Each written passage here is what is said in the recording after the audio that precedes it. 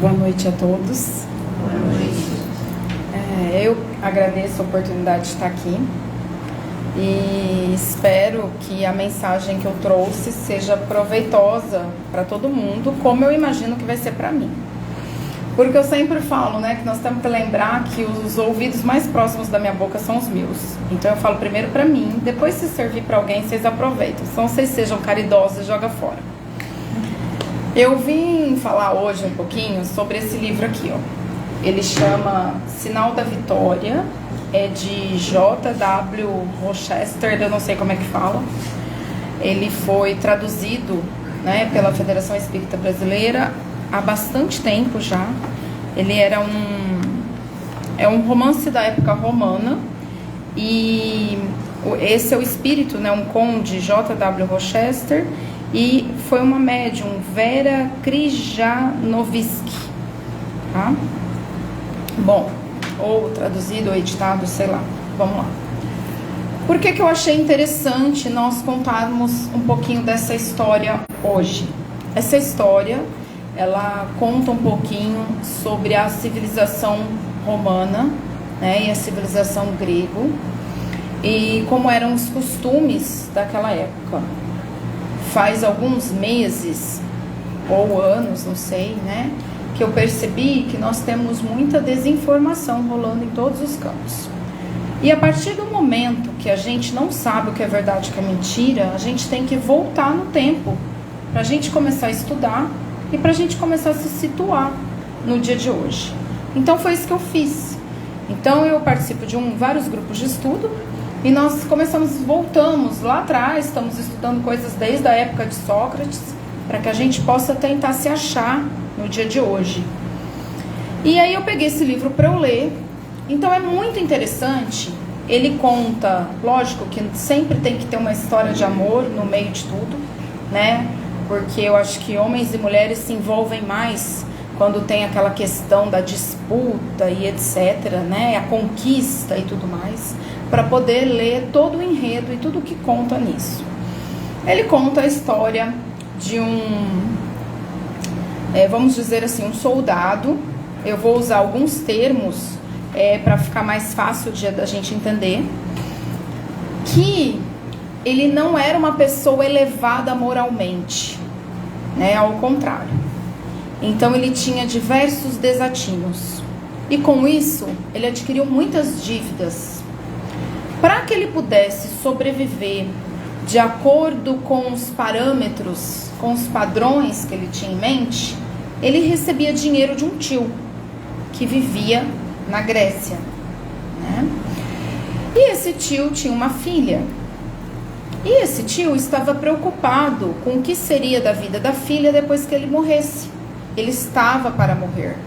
Então ele enviou uma carta para esse sobrinho pedindo que ele fosse até lá para casar-se com a filha dele. Então é bem interessante porque mostra que, embora houvesse um conhecimento intelectual de todas as pessoas envolvidas, a moral era muito fraca naquela época, especialmente na parte romana. Porque este tio, com esta sobrinha e os amigos da Grécia, eles tinham uma moral mais elevada. Então eles tinham padrões mais rígidos de moral. E ele, sem saber todo o contexto da vida desse sobrinho, entrega a sua filha, que era pura de coração, nas mãos de como que eu posso dizer, de um desatinado, se é que existe essa palavra, E desde o início, então, a gente tem uma série de conflitos morais que se passam no livro, envolvendo as duas civilizações, As pessoas das duas civilizações, pessoas que tinham uma moral mais elevada e que respeitavam os cristãos que estavam despontando naquela época, apesar de não concordarem, apesar de acreditarem em vários deuses. E nós tínhamos pessoas que não honravam os seus matrimônios, que se envolviam com pessoas por relacionamentos pagos, pessoas que se envolviam por outras por conta de questões financeiras, Nós tínhamos uma série de devassidões, banquetes junto com orgias e uma série de outras coisas que acontecia nessa sociedade romana. E aí nós temos pessoas dessa sociedade que praticamente vibravam e torciam para que houvesse uma perseguição maior aos cristãos. Por quê? Por que isso? Porque veja, se eu não consigo ter retidão na minha vida, muito provavelmente vai me incomodar aquela pessoa que consegue. Porque aquela pessoa que consegue ter a retidão de caráter, ela sempre vai ser um exemplo do que eu não consigo fazer. É como se ela ficasse pelos seus próprios comportamentos, pelos seus próprios passos, como se ela estivesse a todo instante me lembrando de tudo que eu não sou, de toda a fraqueza moral que existe em mim, de tudo que eu não consegui ainda alcançar. Então essa sociedade, a maior parte dessa sociedade romana, eles incentivavam e corriam e cobravam do imperador para que exarasse decretos cada vez mais restritivos, cada vez mais punitivos, cada vez mais persecutórios em relação aos cristãos.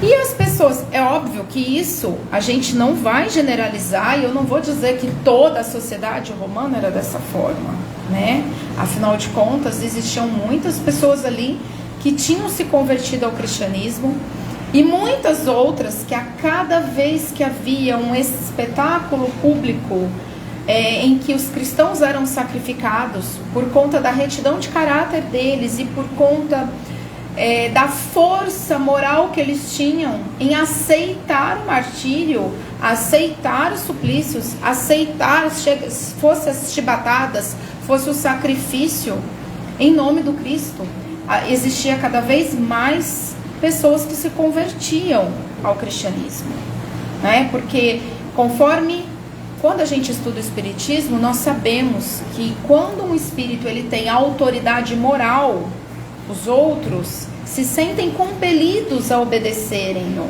se sentem compelidos a acatarem aquilo quando estão numa situação frente a frente ali, Então muitos que eram pagãos, quando se deparavam com um cristão, e esse cristão começava a falar sobre Jesus e começava a levar a boa nova, começava a levar o evangelho, os ensinamentos de Jesus, muitos se convertiam naquele momento e outros se convertiam devido aos sacrifícios, à força que eles tinham em enfrentar as dificuldades, Então é muito interessante, porque o tempo inteiro é como se fosse numa balança, jogando com as pessoas que já tinham uma retidão moral de caráter e faziam escolhas, por mais difíceis que fossem, voltadas para este comportamento, e pessoas que simplesmente não davam a mínima para o que seriam as regras morais e simplesmente queriam continuar nos seus vícios, E aí eu transporto isso para a sociedade de hoje, porque o importante é nós fazermos as reflexões de tudo que nós lemos, de tudo que nós ouvimos, de tudo que nós assistimos, Então hoje nós vemos com uma certa frequência pessoas que não possuem essa bagagem moral atacando aquelas que possuem, Nós vemos o tempo inteiro pessoas que estão tropeçando nos seus comportamentos e vibrando quando o outro é perseguido, quando o outro é injustiçado ou qualquer outra coisa acontece, E muitas vezes eu digo, passou-se tantos anos, E parece que a nossa sociedade continua a mesma. Eles dizem, os historiadores, que o evento da Arca de Noé teria ocorrido há cerca de 10 mil anos atrás. E quando eu analiso essa história e vejo o que nós estamos vivendo hoje, eu pergunto, mas o que foi que nós melhoramos em 10 mil anos?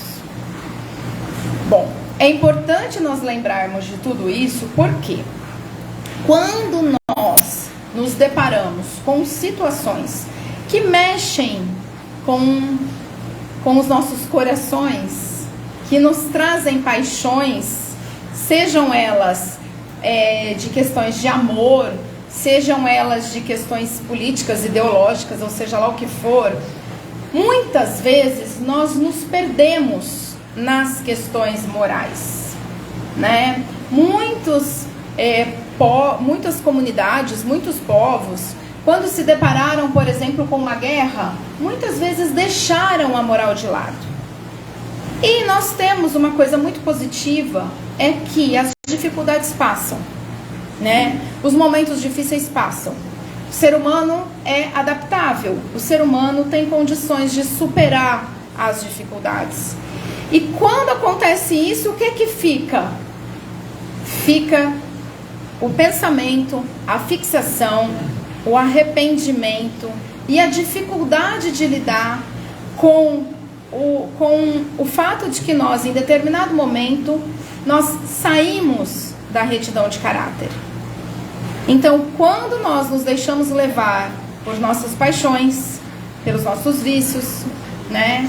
Passado o momento da dificuldade, fica para nós aquela pulga atrás da orelha, aquela nossa consciência, aquela nossa centelha divina, aquela coisinha que fica cutucando a gente e dizendo pra gente a todo instante: nós não deveríamos ter agido desta forma, nós não deveríamos ter falado aquilo, nós não deveríamos ter feito isso, nós não deveríamos ter julgado o nosso irmão, nós não deveríamos ter atacado o nosso vizinho, nós não deveríamos ter atropelado o cachorro do outro, e sabe-se lá Deus o que quer que seja que a gente tenha feito, né?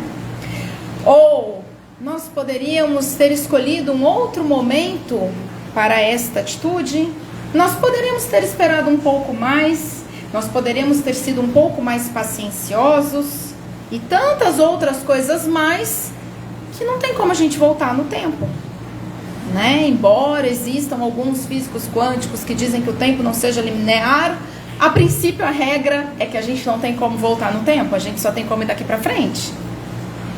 Então, a ideia de eu contar essa historinha deste livro e trazer um pouco hoje dessa reflexão é para que nós nos fixemos na nossa moral, que nós fixemos na nossa retidão de caráter e que nós coloquemos na balança diariamente de que lado que isso vai pesar, o que está certo, o que não está, o que nós devemos ou não fazer antes de nós fazermos o que não é tão legal assim, né?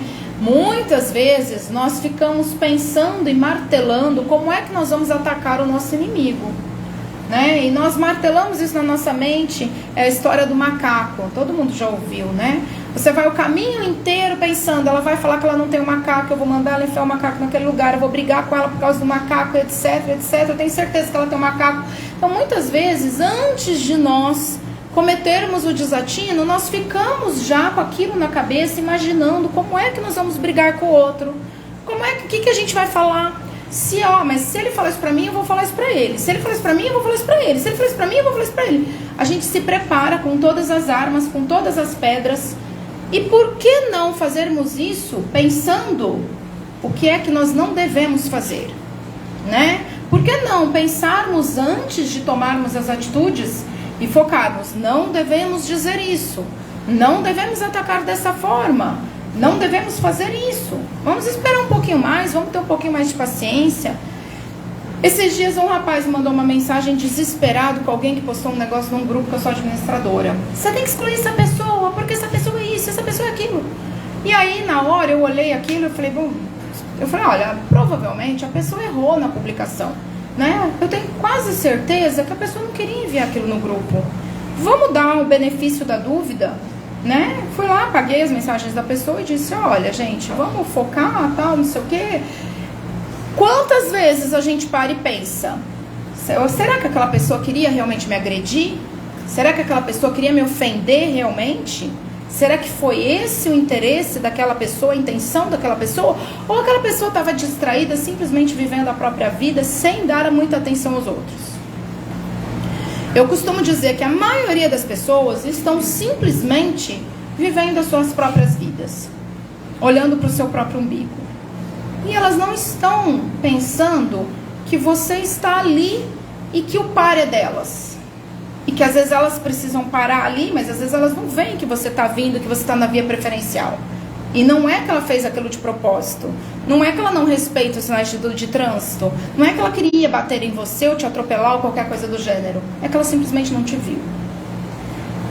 E o nosso orgulho muitas vezes nos cega e não deixa que nós percebamos isso.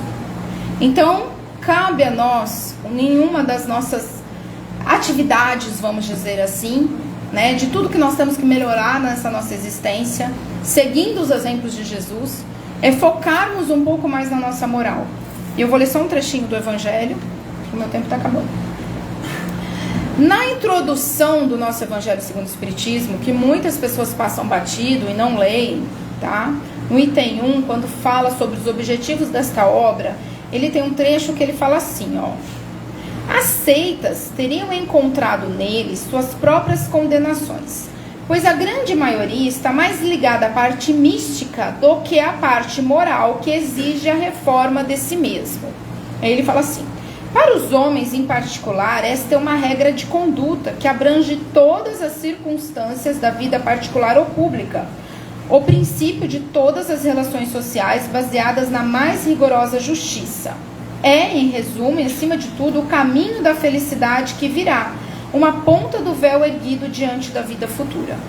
Então, quando nós trabalhamos para seguir a moral, quando nós trabalhamos para termos uma retidão de caráter, quando nós aprendemos a pausar a nossa afoitez, né?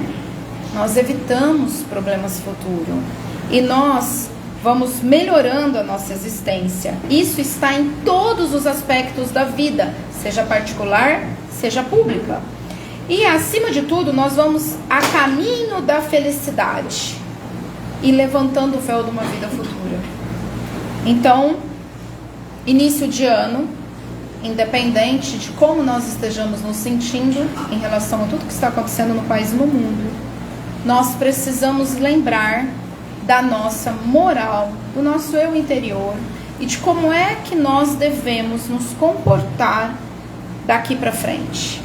O que é que nós podemos nos modificar, sempre voltados para a nossa retidão de caráter, para a nossa moral. Que a paz do Divino Amigo Jesus esteja com todos nós e que nós possamos receber aqui aquilo que nós vamos buscar e saiamos daqui mais fortalecidos. Que assim seja.